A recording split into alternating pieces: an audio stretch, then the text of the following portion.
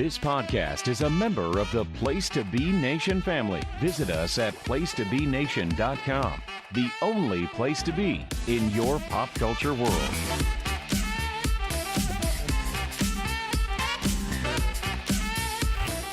Place to Be Nation, welcome back to PTBN's NBA Team Podcast. We are finally tipping off our playoff preview for the 2025 NBA playoffs. It is so exciting. We have played our way through the season. We've played our way into the playoffs, and now we're playing off of the playoffs, and I've lost a lot of prepositions there. I'm one of your co-hosts, Andrew Reich.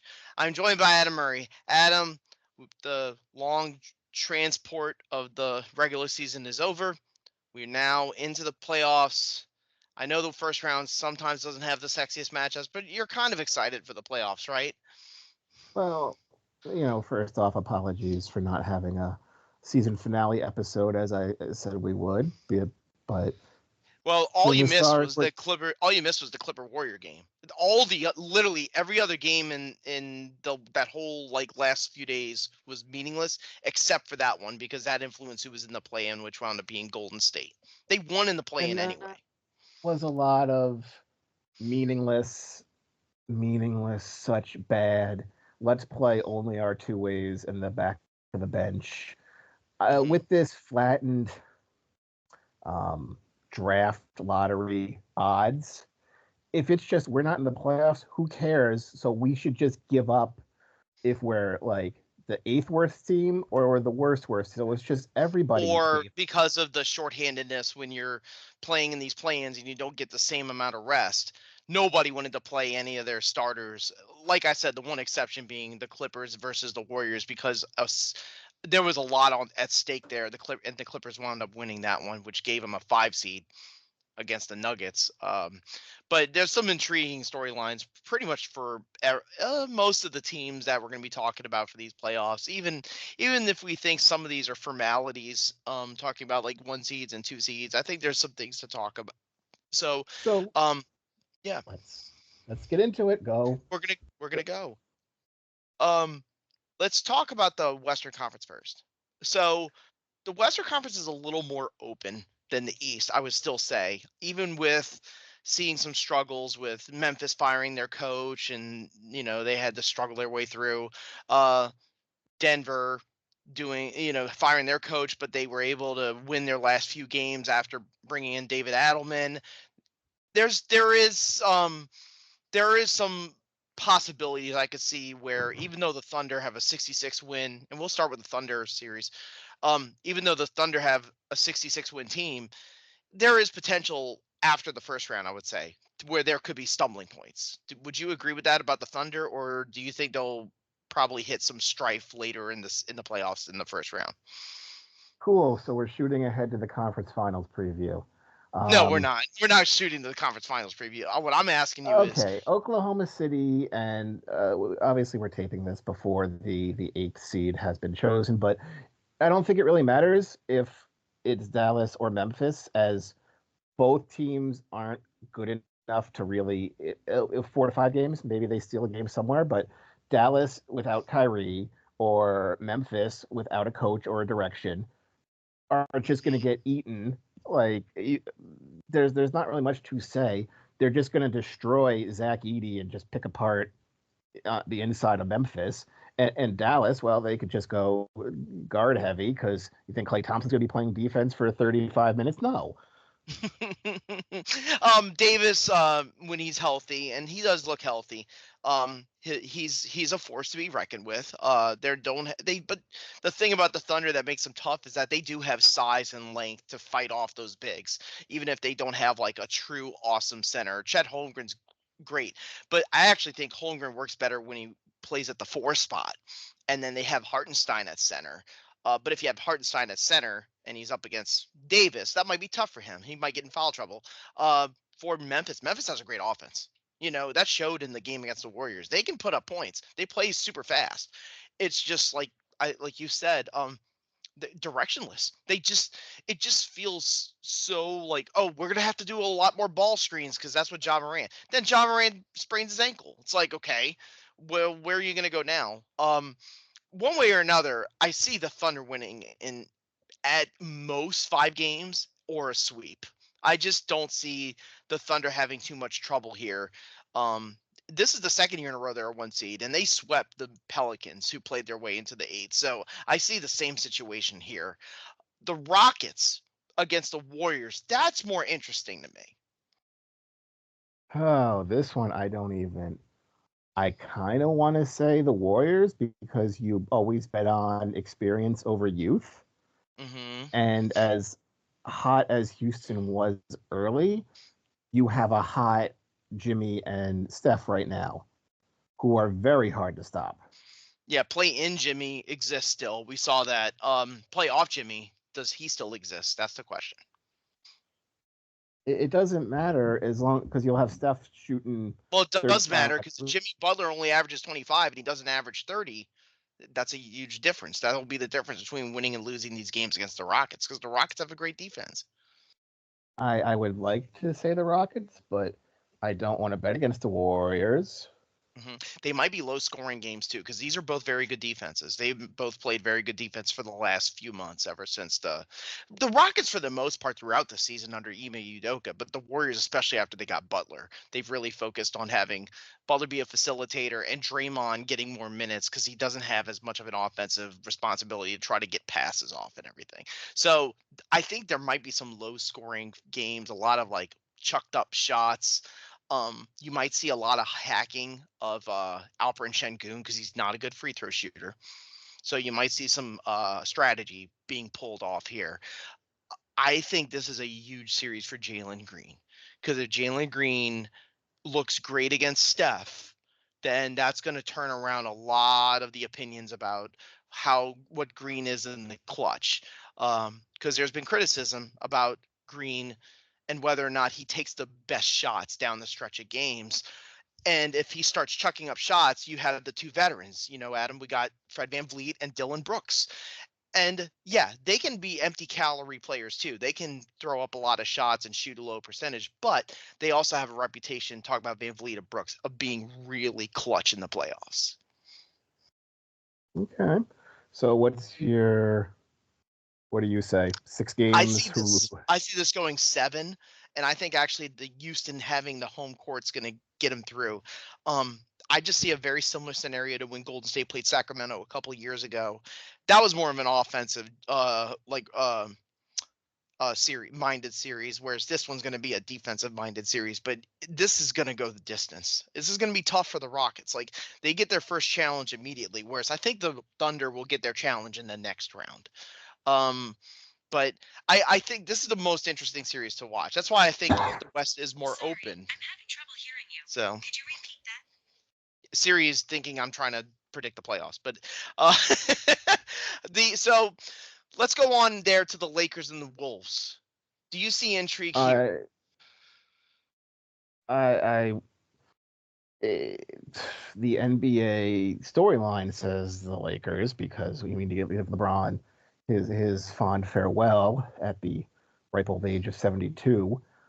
But I want to see the Wolves win. I want to see them get back together. The Wolves, in theory, match up better than the Lakers because the Lakers don't have any big men. So there's no reason you can't just be playing big on them all day. The Lakers are 28th in offensive rebounding. So that that they're going to go after that with Gobert in the middle. They're going to park him in there and they're going to say, dude, just get rebounds. We don't even need you to score. Now, that might put more offensive responsibility on Nickeil Alexander-Walker, Rob Dillingham backing up Anthony Edwards if Ann is hurt or if Ann is in foul trouble or something like that. Dante DiVincenzo, you're going to see a lot of him. So I see a scenario where offensively they kind of play a finesse type of style of offense, and they throw up a lot of threes, especially with Edwards. Edwards was one of the highest volume 3-point shooters in the league. But Randall against the bigs of LA will be interesting. I can't see Randall being matched up with Luka Doncic. I think they're going to try to save up Luka on offense so that he can cook. Do you think LeBron could try to guard Randall? It They're not going to have Lucas switch all the time on Edwards. I just don't see that. No, and you're not gonna. You could go double big, and you could put Nas Reed and Gobert out, and you're gonna have LeBron guard either of those two. So yeah, you can stretch out Rui. Rui's a good 3-point shooter, so you can stretch him out a little bit. The problem is if you start going shot happy against the Wolves, then you're going to get killed on the boards. And yeah. No, go ahead. No, that's it. So, I mean, it really comes down to Luka also. There's going to be a little bit of PTSD for the Wolves fans. Number one, they don't even have home court. It's the Lakers who have home court. The other thing is that Luka knocked them out in the Western Conference Finals almost single-handedly. He absolutely destroyed the Wolves backcourt in when he was with Dallas. But obviously, it's a different cast around him now, along with LeBron and Austin Reeves. Austin Reeves' superpower is getting to the free throw line. So I want to see how aggressively Minnesota attacks Reeves, because if Reeves sees that they're being aggressive with him, he's just going to flail and try to get foul shots, which is one of the things that the Lakers are absolutely best at, getting to the free throw line. I'd like to say it'll probably be Lakers in 6 because they'll probably get a ref win somewhere, but I can also see Minnesota just completely flubbing it, and then you like, okay, this team is unsalvageable.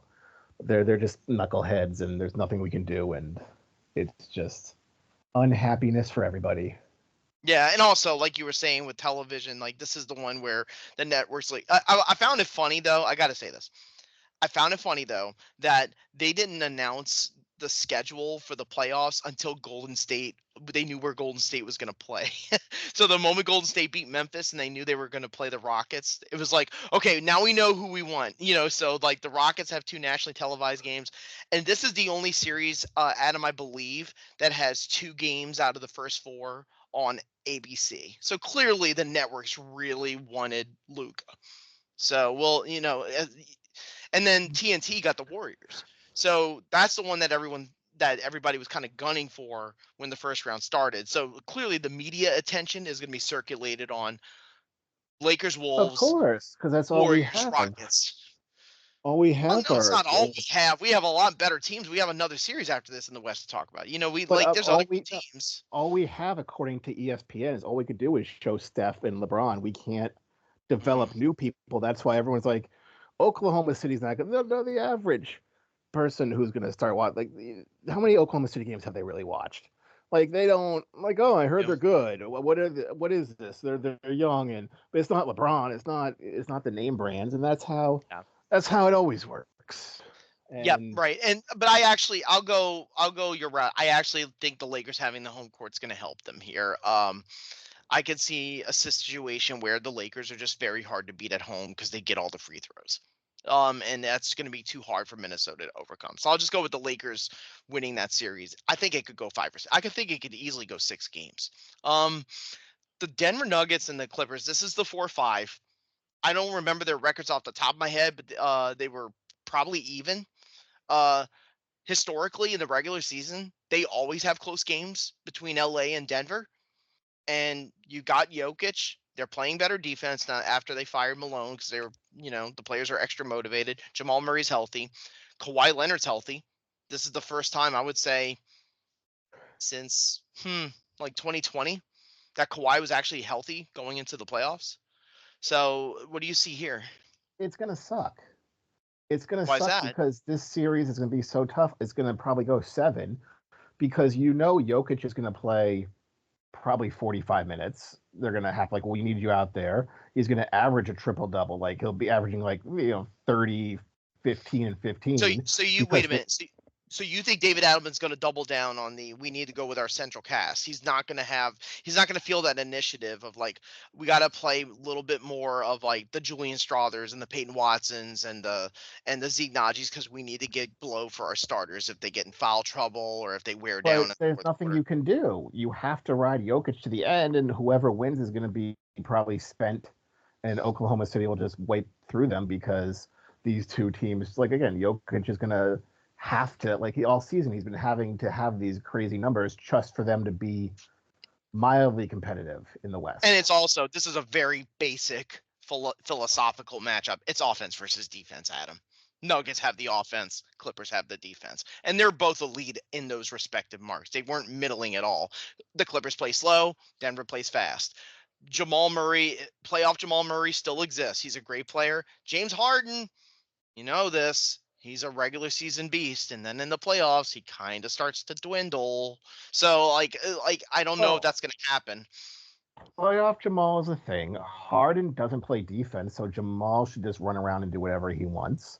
Hmm. And it basically comes down to Porter's going to be a big X factor. In the regular season, he played well, but we know he has disappearing acts sometimes in the playoffs. what it comes down to is, are you going to bet on Kawhi being healthy for a 7-game playoff series? Hmm. Well, he was healthy this season when he decided to finally start.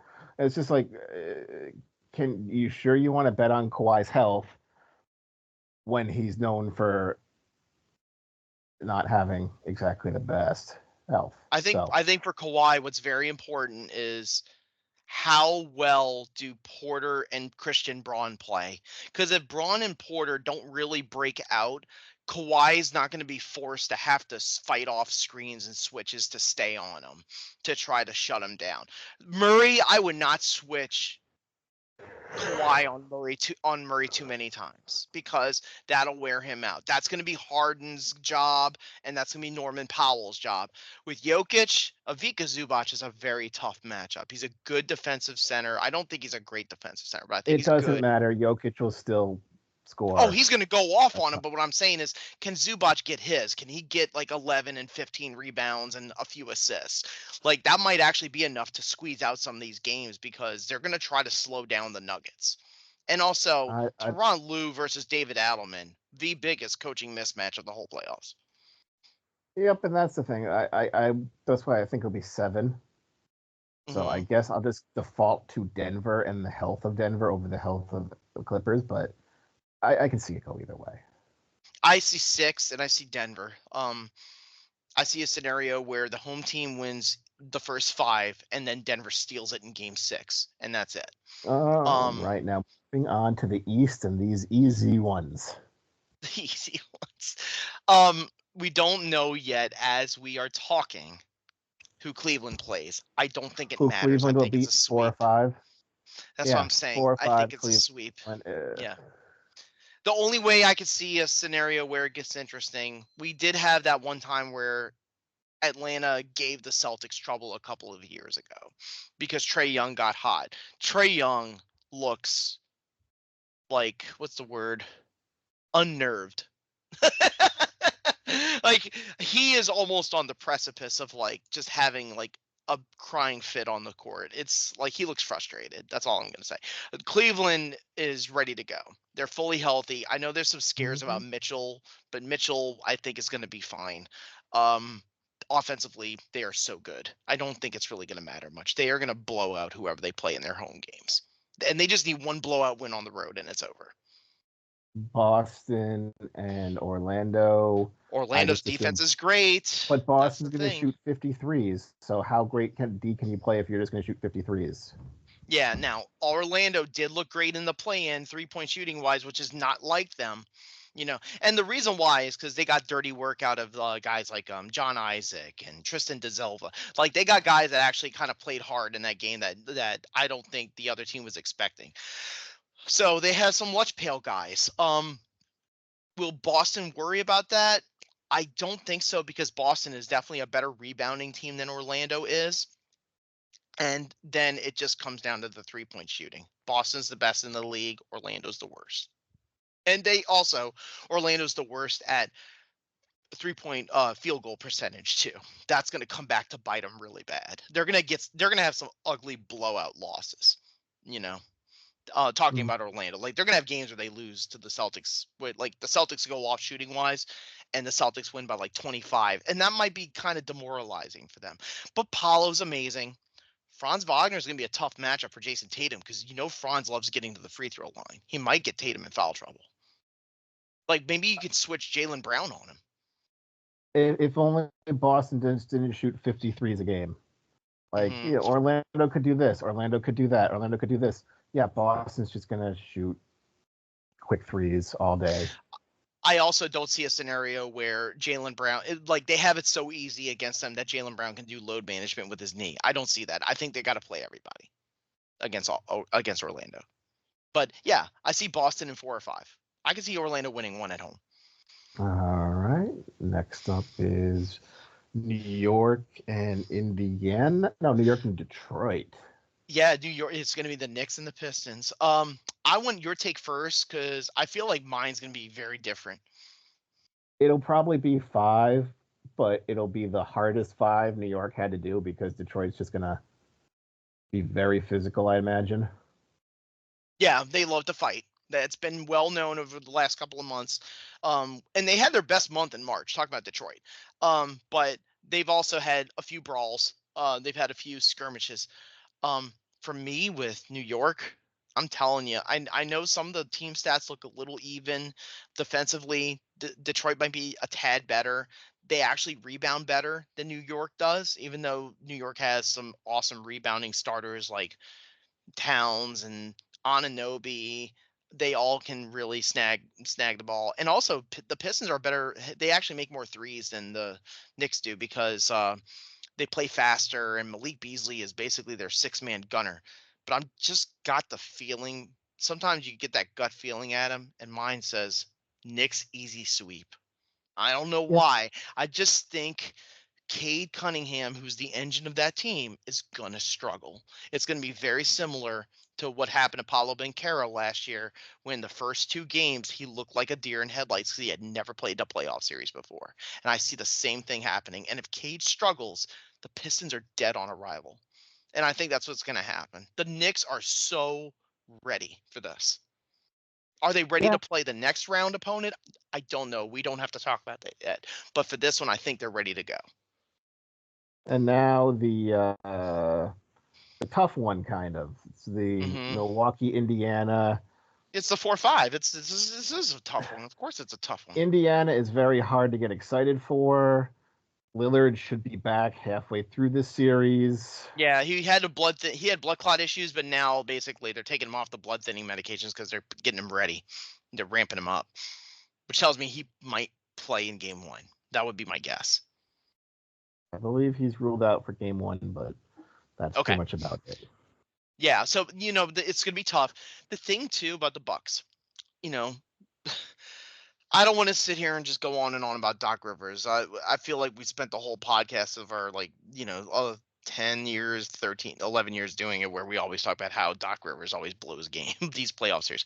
But the thing for the Bucks, I will say, is that when Lillard went out, Giannis found. First of all, they had to centralize the entire offense around Giannis instead of Giannis and Dame. And when he does that, he actually thrives because now he can really beef up the box scores. But the other thing too is that I think he kind of likes that supporting cast around him when Dame went down.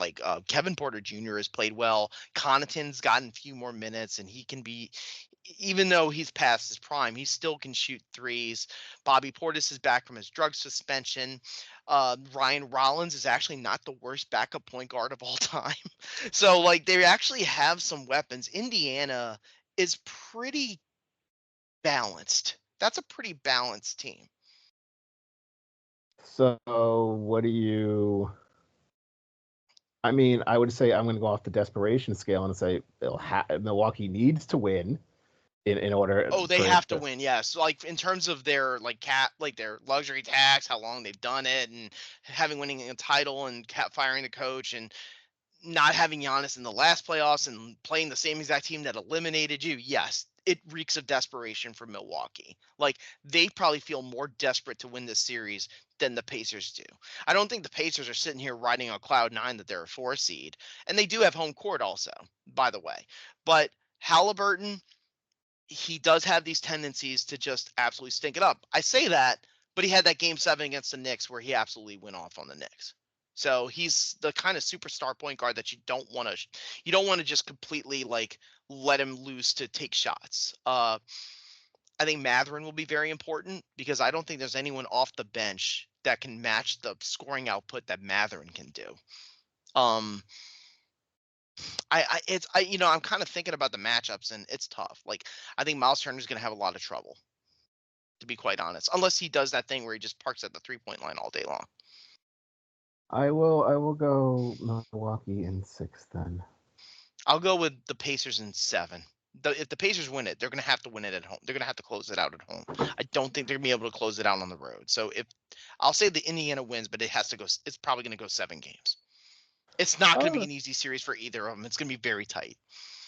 Well, we'll see how wrong we are as we. No, first round we're usually good. Then everything falls apart. So we still need our Philly Phoenix finals. So as long as we are short of that, we're good to go. So, all right, for Andrew Reich, I'm Adam Murray. Have a good one. Take care. Enjoy the playoffs.